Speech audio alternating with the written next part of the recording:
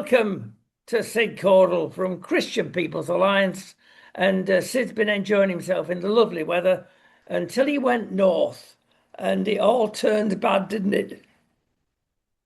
It did, but it was a powerful prophetic act that we did on Saturday because the tree that was a sycamore tree that was standing in a gap on Hadrian's Wall was cut down by two people a couple of years ago. And I don't really think they know what they were doing, but we've got a prophet that we're linked to, Prophet Johnson, and he's a wonderful man of God, and he's come out with some powerful prophetic statements for the nation. He very much speaks into the nation, and he felt that where that tree has been knocked down, cut down, we need to go and pray, and that will be something that could release revival to the nation.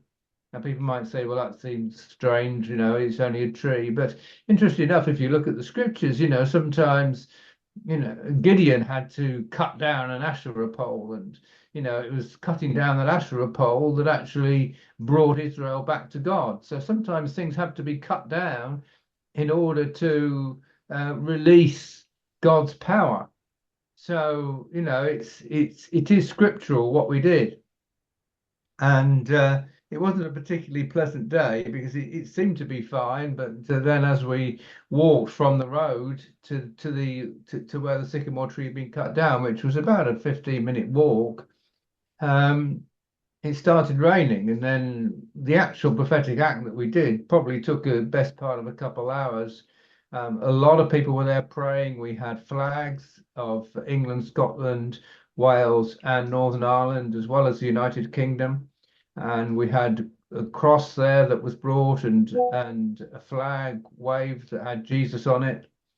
And there's probably about 15 of us stood round, pastors, leaders, praying for the release of revival over the United Kingdom. And it was a powerful time. It really was a powerful time.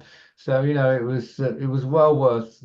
I spent some 9 hours on the road that day traveling. um, so it was a lot of driving, but it was well worth doing. May sound a bit strange to some people, Sid, this sort of talk about spiritualizing the political scene. We seem to have no problem with Glastonbury. Well, not this year. Generally, because their spirituality goes back many centuries, not as far as the Christian one, of course.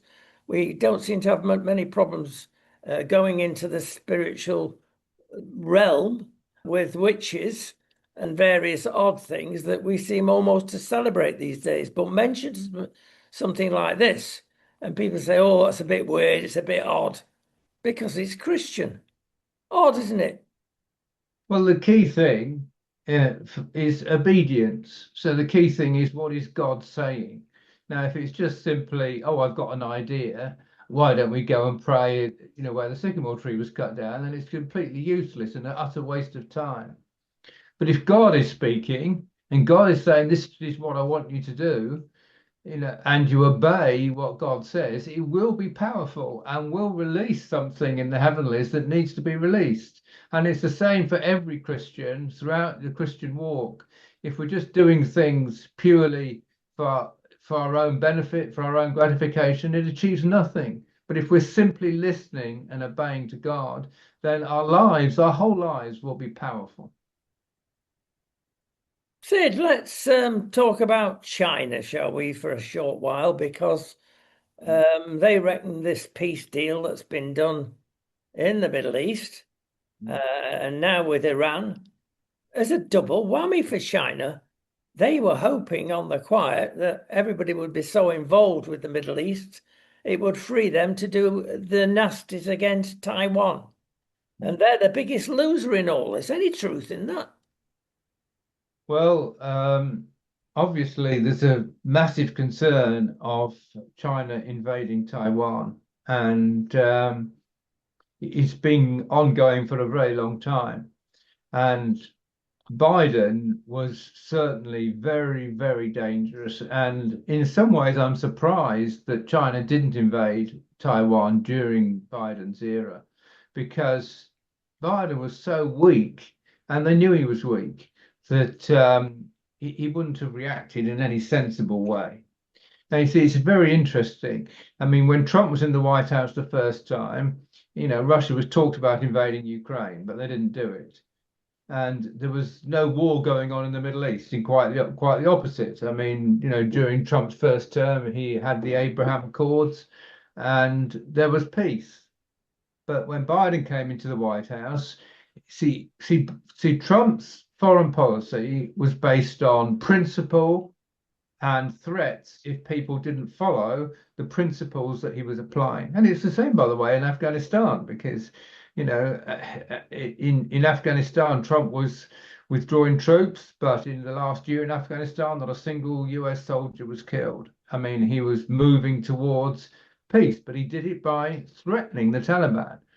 I know where your family live, you name the village, and I'm going to bomb that village if you kill any more US soldiers. That was his approach. Biden's approach was bribery. I mean, he gave billions to Iran. He gave billions to the Taliban in Afghanistan in order to get them to guarantee that they would keep American soldiers safe. Now, what actually happened was that Islamic State got involved and they started killing American soldiers, even because they weren't part of the deal.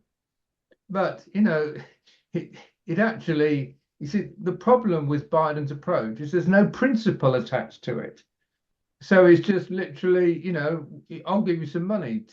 And that approach doesn't work with Russia, and it doesn't work with China because they don't want loads of money in order to stop them invading Ukraine or loads of money to stop them invading Taiwan. They're not interested. What they're concerned about is whether Biden will react. And he wasn't going to react. They knew he wasn't going to react. So Russia invaded Ukraine, during when Biden was US president. So I'm surprised that China didn't do it. Now, the fact that they didn't do it then means they're almost certainly not going to do it now when Trump is in the White House, because they know what he's going to react very ferociously if China invades Taiwan. Staying with China a little bit longer, it is rumored from reliable sources that they're in a downward spiral economically, big time. Youth unemployment is quite big compared with the rest of the world, indeed. And the US are in the ascendancy economically, although you wouldn't know it listening to some of the news coming out of the US. But if now the trading is really curtailed by Trump, he's got to be careful, of course. That's not going to help them out at all. Have we seen the best days of China? I honestly don't know the figures economically, but I do know that last time I looked, even though they were getting 8% growth per year, and I believe it had gone down to about 4 or 5% growth per year, but it was still very substantial and far greater growth than anything seen in the West. I mean, we had in the first 3 months of this year growth of 0.7%, and the Labour Party was crowing, we've got the fastest growth in the G7. That's what they were saying. Well, over that 3 month period, they did, but not over a year.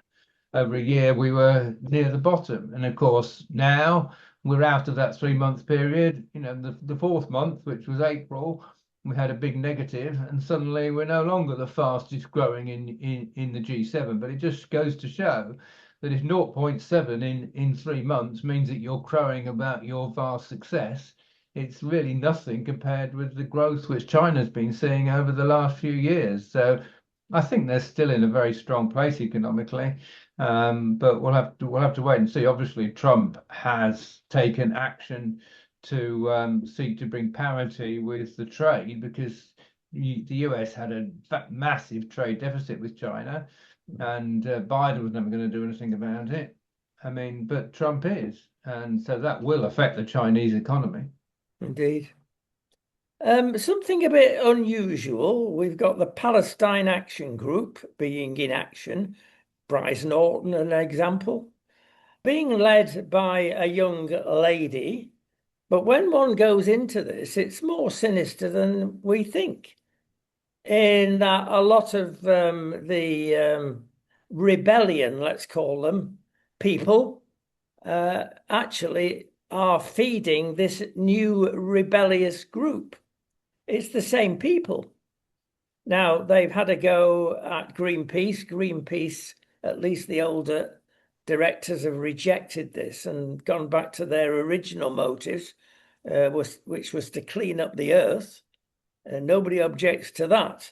It's when it goes that step further, which it does under these people. Now, the mainstream media are culpable as well, especially the left side, and so much of the mainstream media, in even Britain, is the left side. The BBC certainly is. And they are getting funds from somewhere. And people are doing a very careful analysis of this.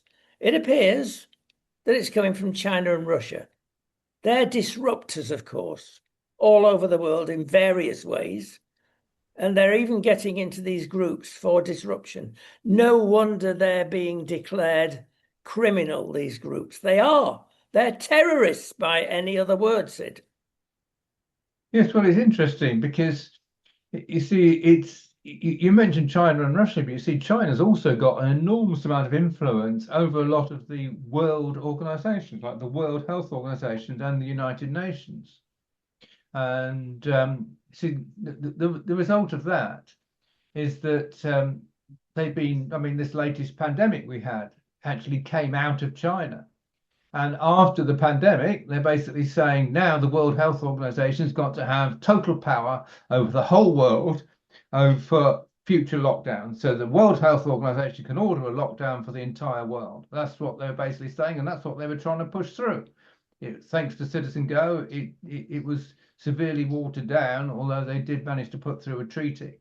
But China has enormous power over these world organizations. So we've had a detailed discussion in the past on this program and shown that the whole environment movement that started in 1970 is a complete hoax. It started with predictions of a new ice age that was going to happen in the year 2000, and then in 1988 it changed from global cooling to global warming. And now they're predicting that, or they have been predicting that there'll be no longer any ice on the Arctic. Which, you know, you look at the trend is only very slightly downwards. It's so slightly downwards it's almost insignificant. And they're predicting there'll be no longer any polar bears in the Arctic, and the number of polar bears is actually increasing. I mean, and the main thing is that they say that, you know, we've got to reduce carbon emissions, but actually carbon dioxide is necessary for life and actually produces greening. And NASA has said there's been increased greening of the planet because of the increased carbon emissions. So the whole aim to reduce carbon emissions is simply false. Now, there is sulfur in coal, obviously, which is harmful, and it has been harmful in the past, and we had to get rid of that. I mean, we did have the Clean Air Acts, we had smogs in cities and things like that, which were nasty, which we got rid of them. So we've already cleaned up the air enormously, but reducing carbon emissions is simply a hoax. So, you know, coming out of China and coming out of these things are these world organizations producing, you know, international, like the Paris Accord, climate agreements, and it's all just total nonsense. Well, keeping on this theme a little bit longer, Ed Miliband, our great guru, great green guru, seems to have said two things in the last 10 days. One was we're going to go ahead with the small nuclear reactors, which is a British development, sounds reasonable. Rolls-Royce are involved, etc. They don't get it wrong often. So this will save our planet, save our lives, etc., etc. But one drills down into certain things, Sid, and finds out it's not sweetness and light as is presented. Small reactors cost more, or you need more of them to replace a big reactor, and overall the costs are actually going to be quite high. Secondly, somebody's gone into solar panels, big time. At last, although the rumours were out before, it's going to take 30 years to make them any use. 30 years use, they're not going to last that long for a start. Now, why? What are they putting into the computer model to come out with these results? Well, actually, good things. Number one, it's all right saying that China has got all the dirty chemicals in its soil, which they have, and they are bribing the rest of the world. Although, having said that, it's surprising where the chemicals do exist, but it is dirty farming. These chemicals are dirty farming. They rely on slave labor, especially in China. It's supposed to be green, Sid. It's not green. These are awful chemicals causing havoc and even in their disposal. Now, if we're able to buy solar panels, yeah, I may have a thing about this. I hate them from an architectural point of view on houses. I think it looks ugly. Stick them at the bottom of your garden, you've got to put them anywhere. But realize that the true carbon footprint is never explained. It's horrendous. It doesn't work. Get the coal fire stations open again. Or is that extreme? Well, I think that probably is a little bit extreme, but you see, I mean, I should say, by the way, that I've got solar panels on my house, and I think having solar panels on your house, in my view, is a good idea. I'm totally against these solar farms where solar panels occupy meadows. I think that's nonsense. But what people have discovered is that you can't supply more than about 50% of your energy from these renewable sources of things like wind and solar. Because if there's no sun, which there may well be in January, and there's no wind, which can happen, then all of a sudden you've got no power because it's very difficult to store the power from these sources. So you still need to have other energy which is not dependent on wind and solar. Now, nuclear may partly be an answer, but you see, like you say, we've got to be very careful if we're going to say, oh, we're going to go for new technology, because if you then find that the new technology works out a lot more expensive. And if the energy being produced from these sources is more expensive, the way the system works now is the national grid won't use it. Because what happens is that the energy companies buy the cheapest energy available from the national grid. And if the cheapest energy available is well, from a gas-fired power station or from a coal-fired power station, then I'm afraid your nuclear power station will literally be producing energy that nobody wants to buy. So you've got to be very careful. It is a market system. And by the way, France can also feed into this because France also sends some energy into the national grid.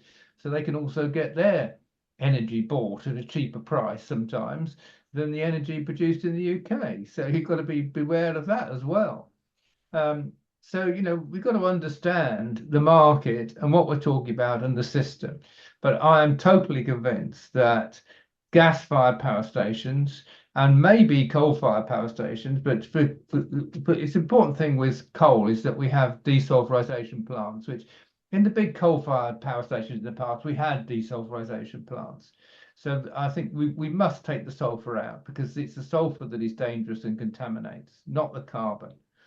But we can have that. So, or we can have you can have coal which has no sulfur in it, which we were actually buying from South America, believe it or not, because that was coal without sulfur produced in South America. But anyway, whatever we do, there's nothing wrong with coal-fired power stations, provided there's desulfurization plants.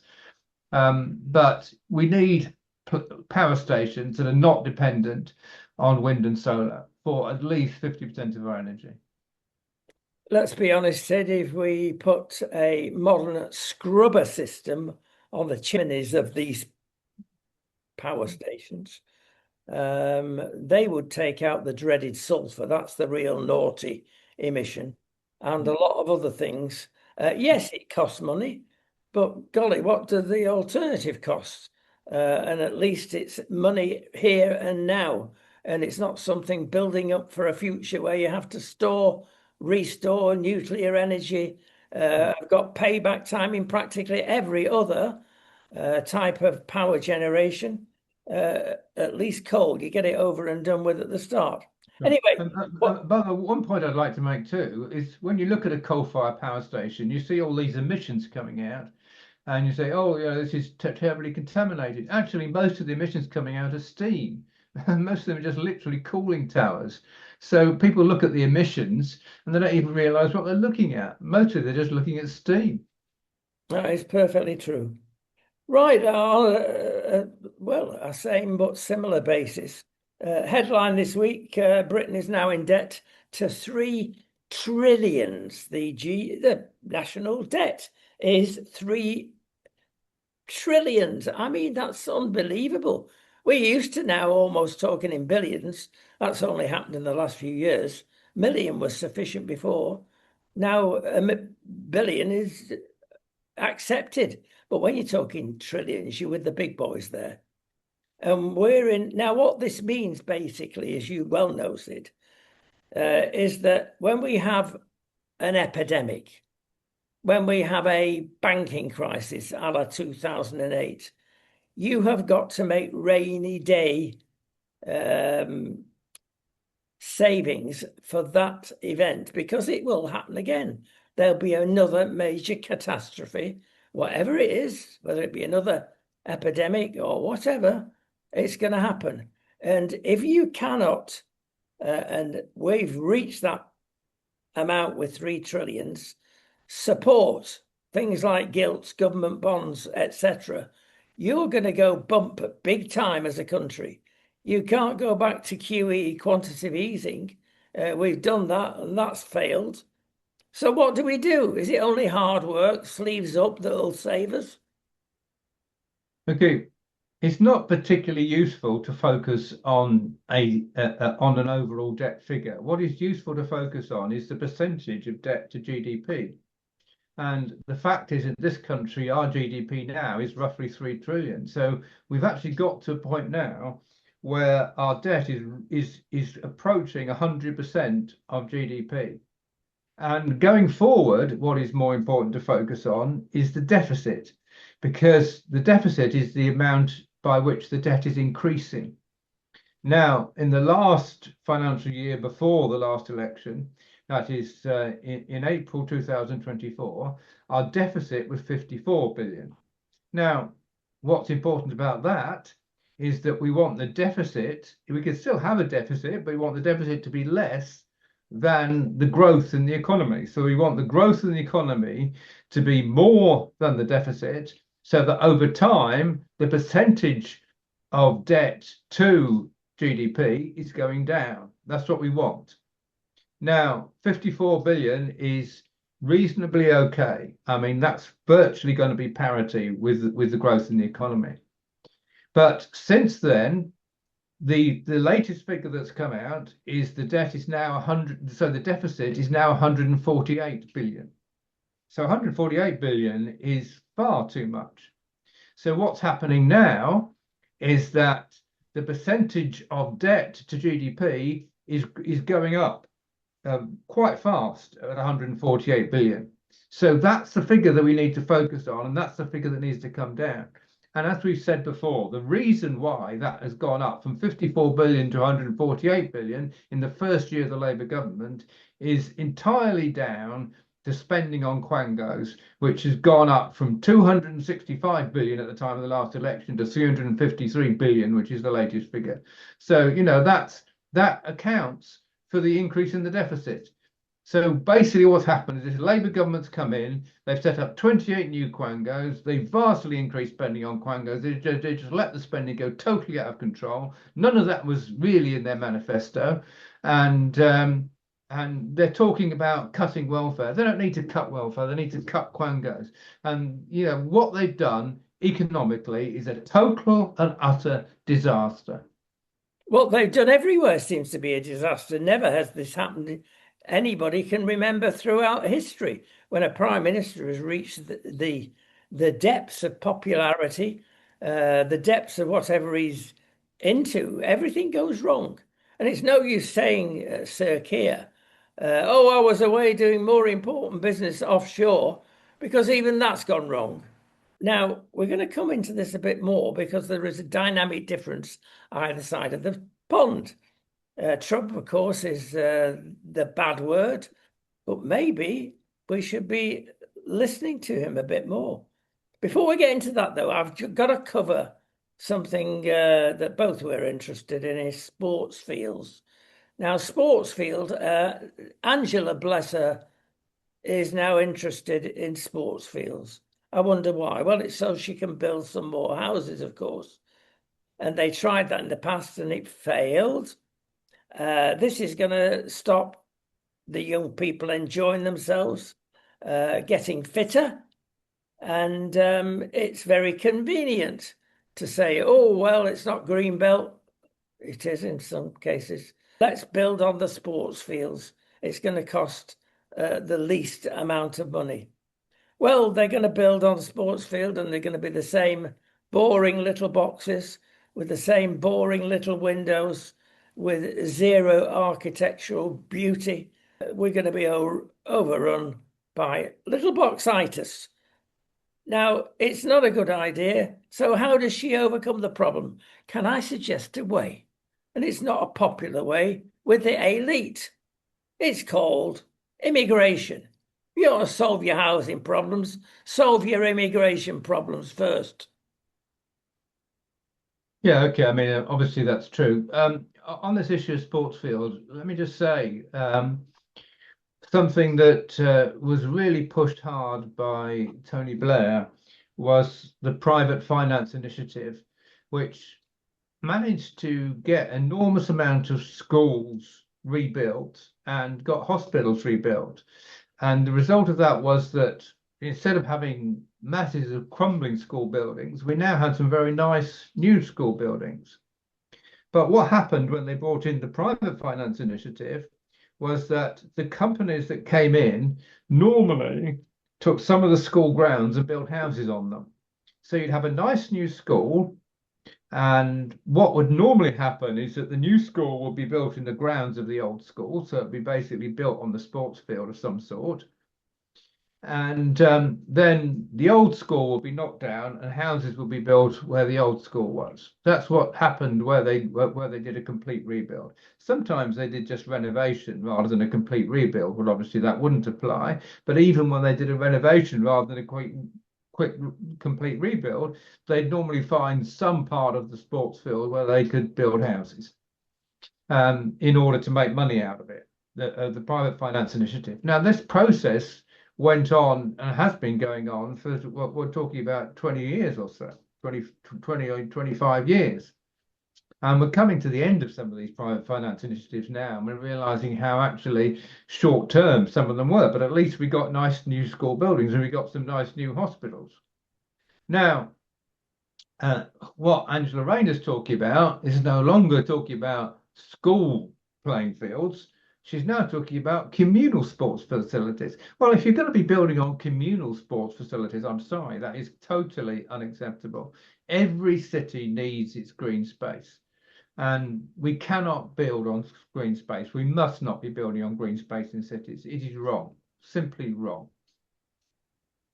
The vote, Sid, the big vote that Keir Starmer was looking forward to, I'm sure, was yesterday. And it's a mess. It's a total and utter mess, like everything seems to be that he touches.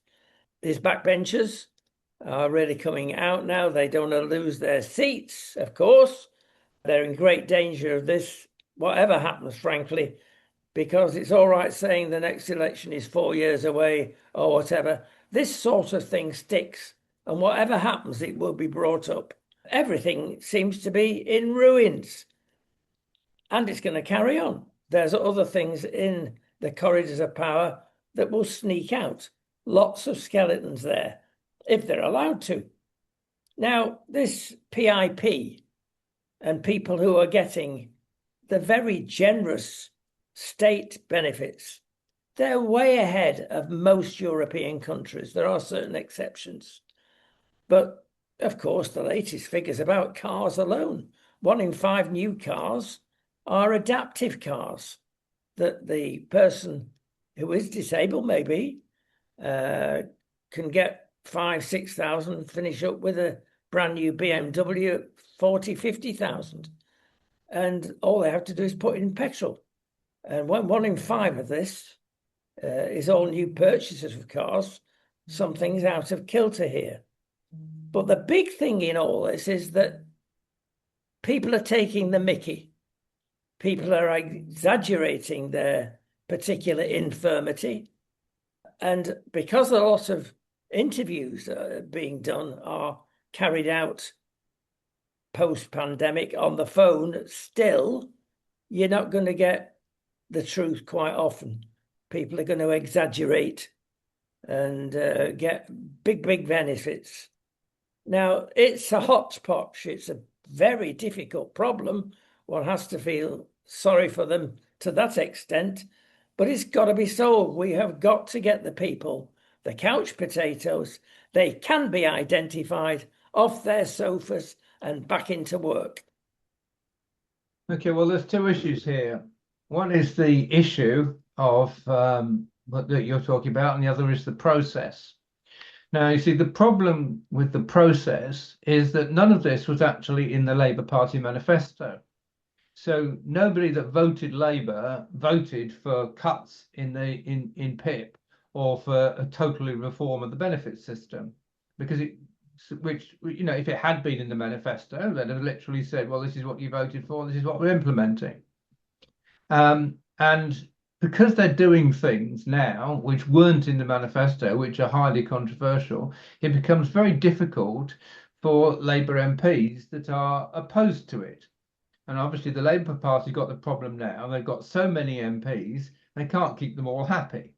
Because you keep them happy by offering them government jobs and so on and so forth, and promotion, and you know, you follow the line and you'll be promoted. We've now got a rump of MPs, and there were 45 MPs, actually Labour MPs, that voted against the government on Tuesday, and there were another 18 who abstained, so they didn't vote at all. That's after some very serious concessions, because without the serious concessions, they were looking at 125 Labour MPs that actually said they were going to vote against the government. So with the concessions, they got the number down, but 45 is still a very serious rebellion. And the result of this process is that Keir Starmer has now lost authority over the Labour Party. They don't trust him. You see, a Prime Minister needs to be trusted. They need to think, okay, well, we may not like what's happening, but we understand it's necessary. You see, this is what Margaret Thatcher did throughout her term in office. She said, people may not agree with me now, but in time they'll see I'm right. She thought through what she was doing. She thought about it very carefully, except for the poll tax, which was a mistake she made at the end. But the rest of the things she did, she thought through. And at the beginning of her time of office, there was a severe recession because she was stopping subsidies. But she said, we've got to stop these subsidies. We've got to focus on capital investment. It's capital investment that will renew our industry. And over time, it worked. It was painful initially, but you know, the pain was necessary and it worked. But there's nothing that this Labour government is doing that you say, okay, well, it's painful now, but it's necessary and in time it'll work. Because they're flipping and flopping and changing and doing this and doing that. And you may well be right about welfare reform. Welfare reform may well be necessary. But as I've already said, they've spent 94 billion extra on Quangos, and that's nothing compared with the 5 billion that they were going to save had the welfare reform gone through in its original form, which is now it's not going to, by the way, because of their concessions, they're not going to save anything now by 2030. And they're going to have some report that they're going to look into it, which may make changes. We don't know. It depends. They're going to wait until the report comes out before they then make a further decision. So, but compared with the 94 billion extra spent on Quangos, the 5 billion was very little. But they've got to think these things through, and they've got to put them in the manifesto, and they've got elected on that platform, and then they implement the manifesto. That's what a government should do. That's what they're not doing. So because they're not doing it, they've now lost control of the Labour Party, and they've certainly lost the confidence of the country. I mean, Keir Starmer's popularity now is something like minus 61%. I mean, which basically means there's 61% more people that dislike him than those that like him. The ones that like him are now infinitesimally small. I mean, really, it's completely lost it. But when you look at the alternative, I mean, if the alternative is Angela Rayner, God help us. Yeah. I think you summed it up well there. Let's say the gloves being off and people of much respect are actually coming out and saying the same things. They don't know what they are doing, but look at the cabinet, look at the makeup of the new MPs, and even the traditionally older members of the Labour Party. There's no experience at all in cabinet of running your own business. Keir Starmer himself has come from a legal criminal background. For goodness sake, what else does he know about the real world? Nothing. And Angela Rayner is Angela Rayner. And where has Rachel from accounts come from? Bank of England. Yeah, as a clerk. I mean, it's a recipe for disaster. Yeah, well, yeah, that's right. Absolutely right. But they haven't thought through what they're doing. I mean, if they maybe Angela Rayner's, a former union official who's now deputy leader of the Labour Party, um, when she was in opposition, it was all Tory scum and to get the Tories out and all this sort of stuff. But even when she was in opposition, she didn't really think about what alternatives the Labour Party was going to put in place. And I always said that.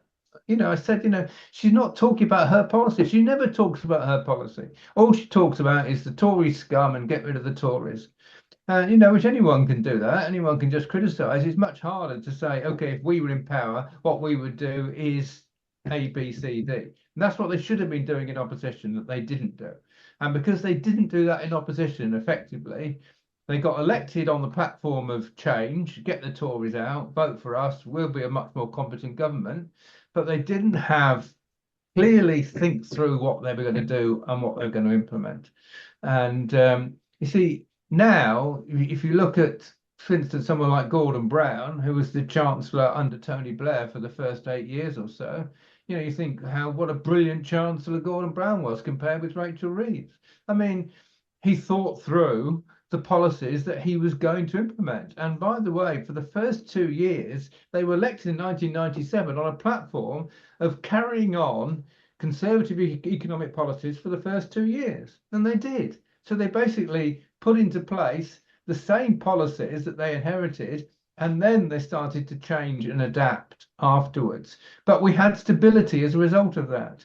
This government has come in with the idea of, the Tories were a disaster, we've got to completely change their policies, which was untrue. They weren't a complete disaster. They talk about, the inflation was 11% under the Tories. Well, it was a couple of years ago, but the Conservatives, it was high all over the world after COVID. But the Conservatives actually got it down to 2% by the time of the election. So that's what they inherited was not 11% inflation, they inherited 2% inflation. And they're being dishonest about what they inherited. So the whole government programme is dishonest. And they're in a mess. They're in a total mess. Right, there you go. We'll go to the other side of the pond. Is Trump in a mess? Well, he appeared to be.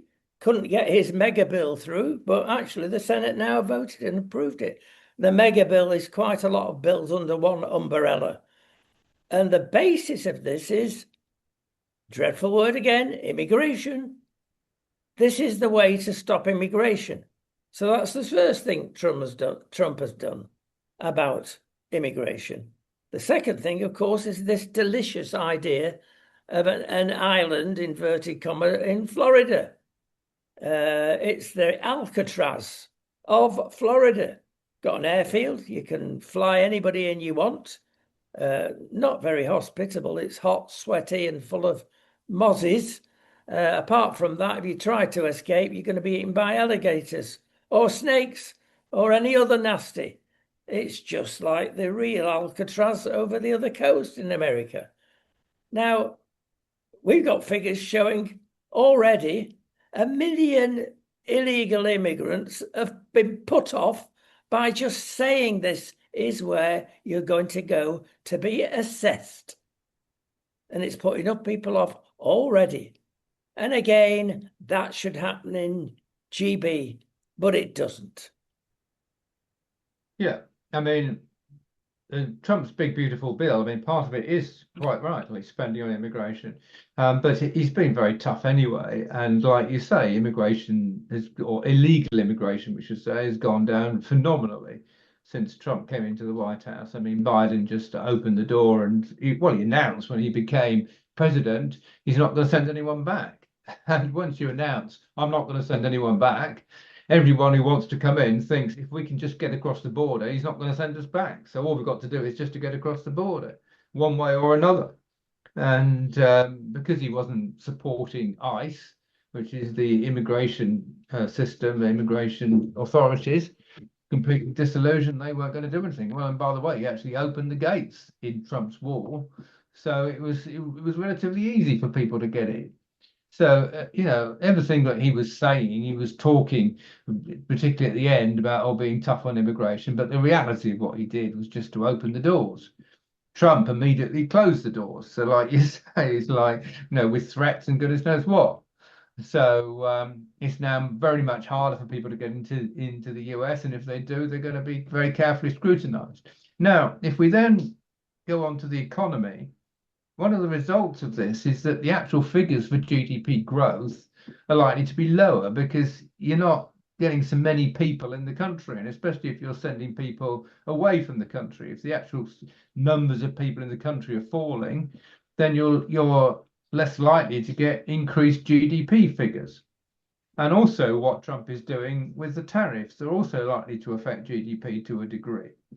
But he's taking a long-term rather than a short-term view because America has had big trade deficit with China, with Mexico, with Canada, with the EU, not with the UK, unfortunately. But with those blocks, it has had a massive trade deficit. And they've been charging higher tariffs for US goods, and the US has been charging for their goods, which Trump has highlighted. He says, I'm going to put this right. Now, that is going to affect the economy in the short term, but in the long term, it's going to mean more businesses are going to be based in the United States rather than being based in Mexico or Canada. So, in the long term, there will be an advantage. Now, he's also trying to actually reduce spending with this Doge, which was set up. I mean, unfortunately, his relationship with Musk has completely broken down, but the Doge was still, the Department of Government Efficiency is still in operation. So they're trying to highlight waste of money, and there has been a lot of waste of money, which they're getting rid of, so that the savings being made. And it's the savings that are being made that he's trying to use to then cut taxes, because he believes the cutting of taxes will bring growth in the economy, will help the economy to prosper, which is true. But again, that takes time to feed through, because initially cutting taxes means you've got less revenue, but over time, it can mean if you've got more people, in the country, more people based in the United States because of the lower taxes, fewer people going abroad, then there will be growth. You see, one of the things that we're finding out in the United Kingdom is that imposing tax on non-DOMs, for instance, as well as greatly increasing national insurance, employers' national insurance, has meant that we've actually lost enormous number of millionaires from the UK. Well, in the United States, it's going the other way.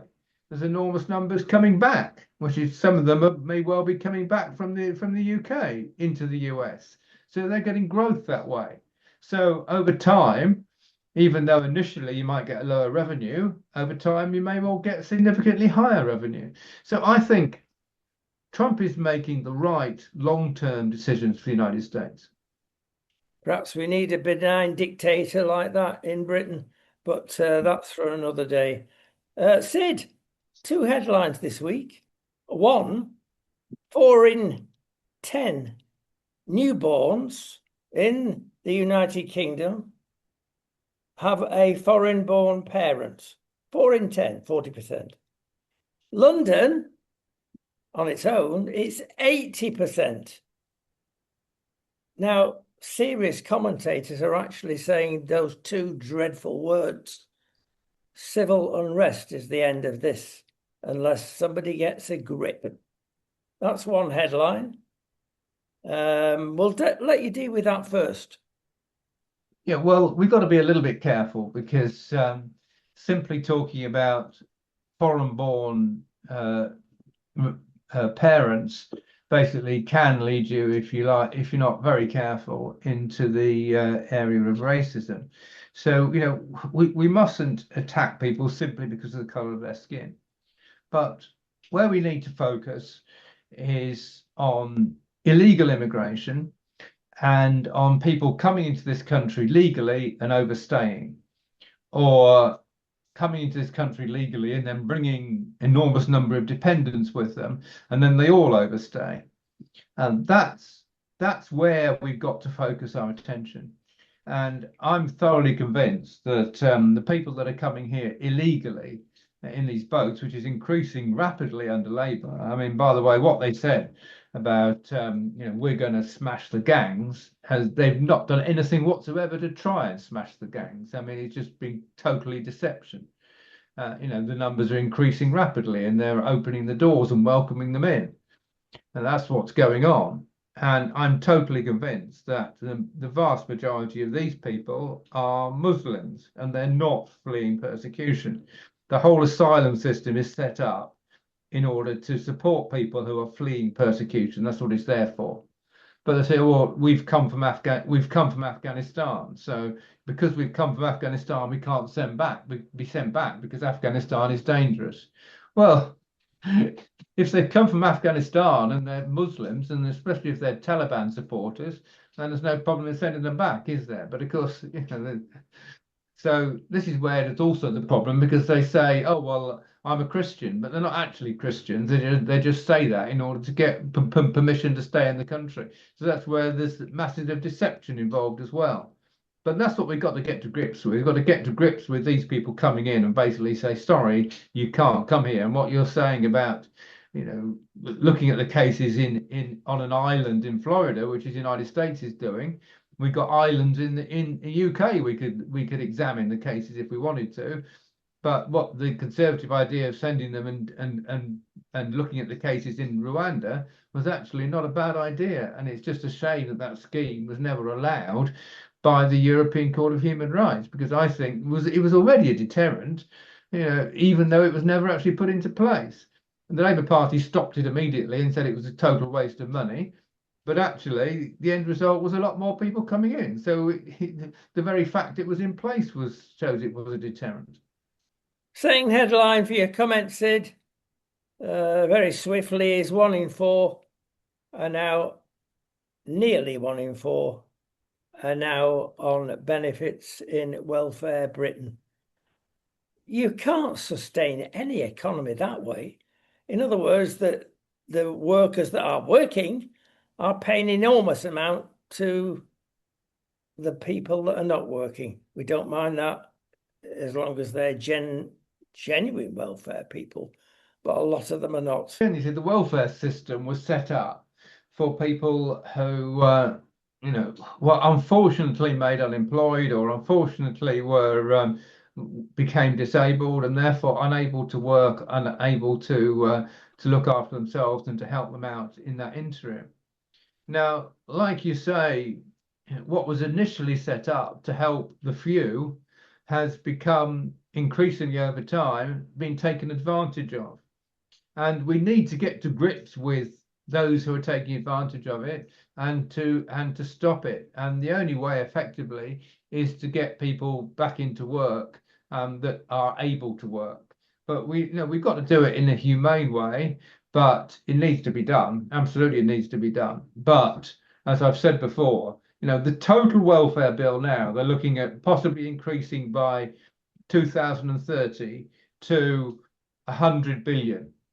When we're spending 353 billion on quangos, which frankly, the Adam Smith Institute has said we need to spend no more than about 150 billion maximum.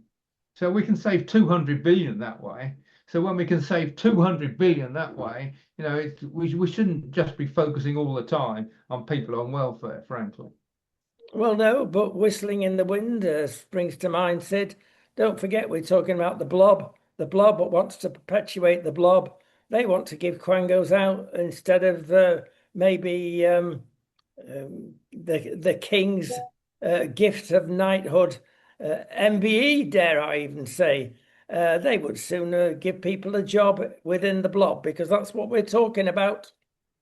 Yes, I know, absolutely, and it's frankly, it's utterly wrong, and we are wasting phenomenal amounts of money, phenomenal amounts, and a lot of this, most of these quangos have got DEI schemes as part of the quango, which is diversity, equality, and inclusion, which is basically new age woke that is being promoted by the quangos. And then you've got quangos arguing with quangos. The Care Quality Commission is not happy with NHS England. So they're writing reports criticising NHS England, both of which are different quangos, neither of whom are treating any patients whatsoever. It's the people actually treating the patients are, is where the money needs to go, not to quangos that are discussing how they should be treated. Said you've got 1 minute left to tell us what we should do for the more serious subject with this World Cup or World Cup club competition. It's a nonsense. Give us a rest, Sid. We want cricket and tennis. We don't want football 12 months of the year. No, I agree. And when we have the World Cup, obviously based on nations, people say, oh, rather than having the World Cup based on nations, why don't we have a World Cup based on clubs? Well, it's an idea, but it's just not worked. And I totally agree. I mean, the World Cup's a fantastic event. And the European Championships is a good event as well. Sticking the World Club Championships in between, so every year we have some sort of world event. It's not working and it's nonsense. There you go. So we finish on a happy note. Uh, and we see you next week, Sid. Thank you. Thank you.